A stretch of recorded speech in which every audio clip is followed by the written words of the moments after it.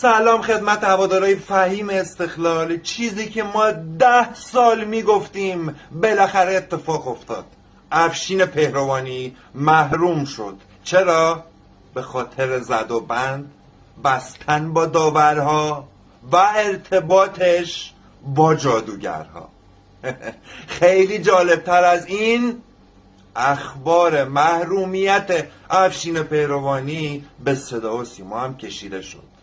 نتونستن پنهان کنن این محرومیت رو و خیلی جالبه، خیلی ها اومدن دلیل محرومیتش رو عدم حضور در کمیته استیناف و اعتراض به میزبانی در آزادی بیان کردن. خیر دوستای گلم، دلیل محرومیت ایشون بستن با داورها و زد و بند هست، چیزی که خبر ورزشی منتشر کرده و خبرگزاری فارس هم منتشر کرده و خیلی از رسانه ها و پیج ها دارن به نقل از این دو رسانه خبر محرومیت افشین پهلوانی رو اعلام میکنن.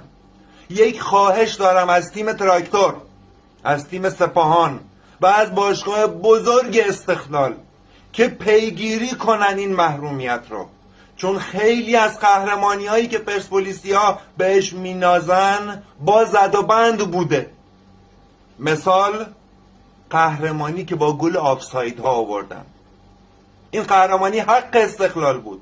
مثال 2 سال پیش قهرمانیشون با استقلال خوزستان که با گل آفساید و خطای پنالتی اتفاق افتاد، قهرمانی که حق استقلال بود.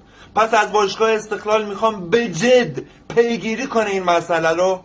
از پرسپولیسی هم میخوام دیگه راجع به قهرمانی های پیاپی که همه جام های اسنپی بوده و پوکر دیگه اصلا صحبت نکنم. نبینم دیگه راجع به پوکر حرف بزنی ها.